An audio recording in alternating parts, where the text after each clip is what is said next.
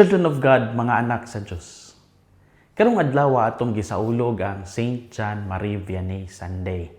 Usa ka espesyal nga pagsaulog nga gitugutan aron ang tibuok simbahan labi pang mahinumdom sa patron sa tanang mga pari. Ang iyang kapistahan kasagaran ginasaulog matag August 4. Apan sa pipila ka mga lugar o kahintang sa liturhiya, kini mahimong ipauna o ilakip sa Domingo aron mas daghang mga magtutuo ang makaila kaniya o makaampo alang sa mga pari. Kini usab usa ka paagi aron ang mga pamilya nga nagtambong sa misa sa Domingo makahinumdom nga ang simbahan nagkinahanglan gihapon og balaan nga mga pari.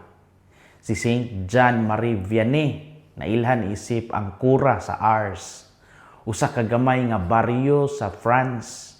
Din siya nag-alagad sulod sa daghang katuigan. Dili siya maalamon o kanang ingon nato karon nga bright sa pananaw sa standards kalibutan. Tungod lagi kay dili siya hana sa Latin. Apan puno siya sa gugma alang sa Dios ug sa mga pag-alagad isip pari. Ug sa dihang nahimo na gani siya nga usa ka pari, adlaw-adlaw siyang magapaminaw og kumpisal sulod sa daghang oras aron madala ang mga tao balik sa grasya sa Dios. Ang iyang pinakadalaygon, pagkadalaygon niya, wala gisukod pinaagi sa daghang proyekto kundili sa matinud-anon nga pag-alagad nga iyang gibuhat. Mao nga hangtod karon siya gihimo panig-ingnan sa tanang pari ug sa tanang Kristiyanos nga nagtuman sa ilang bukasyon. Ang iyang kinabuhi nagdasig nato nga ang pagkabalaan dili alang sa pipila lamang kundili alang sa tanan nga matinud-anon sa Dios. Sa ebanghelyo karong adlaw atong madungog ang milagro sa pagpakaon ni Hesus sa kapin 5,000 ka mga tawo pinaagi sa 5 ka tinapay ug 2 ka isda. Dili lang ni sugilanon sa usa ka dakong milagro, kundili usa-usab ka pagtulunan mahitungod sa pagsalig, sa pagpaambit ug sa walay kinutuban nga kaayo sa Dios. Unsay makutlo nato karong adlaw? Unang punto, ang atong mga ginagmay nga sa Dios gitugyan magdala grasya ngadto sa daghan. Daghan sa mga tinun-an ang nakakita lang sa unsay kulang. 5 lamang ka tinapay o 2 ka isda ang ilang nakita. Apan nakita ni Jesus ang posibilidad sa grasya. Ang milagro wala magsugod sa kadaghan sa ilang gihuptan kundili sa ilang paghatag niini ngadto kang Jesus. Kini usa ka pahinumdom nga ang Dios dili magsugod sa atong kadagaya kundili sa atong pagka masinugtanon sa paghalad nining ngadto kaniya. Ang gamay ra nga gitugyan ngadto kaniya nahimong dako nga panalangin alang sa daghang mga tao. Sigun pa ni Jesus, bring them here to me. Matthew 14:18. Sabi ni saya nga hubad dad-a ang pan ug ang isda ngari kanako. Kini nga mubo nga pulong adunay dakong kahulugan. Wala gingon ni Jesus nga pangita mog lain o pangita pa mog daghan. Ang iyang gisugo mao ang pagdala niini sa anaa na diha nila. Usahay kita usab maghunahuna nga gamay ra ang atong talento, ang atong panahon, kwarta o kusog.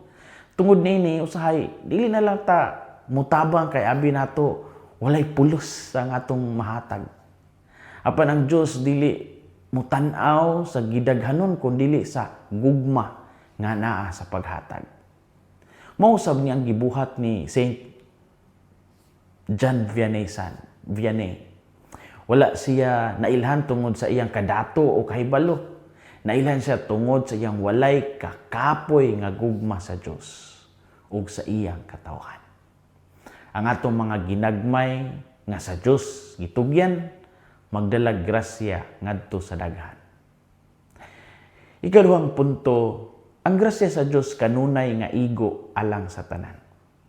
Human gidawat ni Jesus ang 5 ka tinapay o 2 ka isda, iya kining gipanalanginan o gipikas-pikas.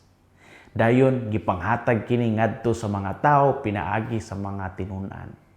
Ang milagro dili lamang mahitungod sa pagkaon, kundi sa kinaiya sa gingharian sa Dios. Diin ang Dios naglihok. Dili siya audience. Siya naglihok diha og sa taliwala sa iyang katawhan. Silang tanan nangaon og nangabusog. Ang pulo nga tanan importante kayo. Walay gipili si Jesus. Walay nabilin nga gigutom. Ang grasya sa Dios dili lang alang sa pipila kundi alang sa tanan nga moduol kaniya uban sa pagtuo. Kini usab ang hulagway sa balaang Eucharistia kada misa. Adunay tinapay nga nahimong lawas ni Kristo aron atong madawat ang espirituhanong kusog. Dili lang ni ritual kundi tinuod nga pagsugat nato uban sa buhing Ginoo. The Lord is active. The Lord is working. Ang tao nga permi nga moduol sa grasya dili gyud mapakyas nga makadawat gyud siya sa grasyang ihatag sa Dios. Ang grasya sa Dios kanunay igo alang sa tanan. Story time. Sa panahon sa French Revolution, daghang simbahan ang gisirhan o ang mga pari nga gipanglutos. Ang mga Katoliko napugos sa pagtago aron makasaulog sa balaang misa sulod sa mga kamalig ug sa mga tago nga dapit. Bata pa si Jean Marie Vianney niining mga panahuna o usab kauban siya sa iyang pamilya sa ilang tinago nga pagsimba. Nakita niya ang kaisog sa mga pari nga misugal sa ilang kinabuhi aron lamang makahatag sa mga sakramento. Nakita usab niya ang dakong gugma sa mga magtutuo nga bisan adunay kahadlok nagpabilin nga matinumanon sa Dios. Ang mao nga kasinatian mipatubo sa iyang gugma alang sa Eucharistia o sa pagkapari. Sa iyang kasing-kasing, mitubo ang tinguha nga mahimong pari aron mag-alagad usab sa katawhan. Bisan lisod siya sa pag-eskwela o sa pagtuon sa Latin, wala siya nihunong tungod kay ang iyang bukasyon lig-on kaayo. Sa dihang nahimo siya nga kura sa Ars, iyang gigahin ang tibuok kinabuhi alang sa pagampo o pagpaminaw sa kumpisat. Ang bata nga mitambong sa tinago nga mga misas kamalig, nahimong usa ka labing bantugan nga santos ug patron sa tanang mga pari. Mao na si Saint John Marie Vianney. Children of God, mga anak sa Dios. Ang milagro sa 5 ka tinapay ug 2 ka isda nagpadayon hangtod karon pinaagi sa gugma sa Dios. Ayaw kahadlok sa imong gamay lang nga mahatag. Itugyan ni kang Hesus uban sa dakong pagtuo.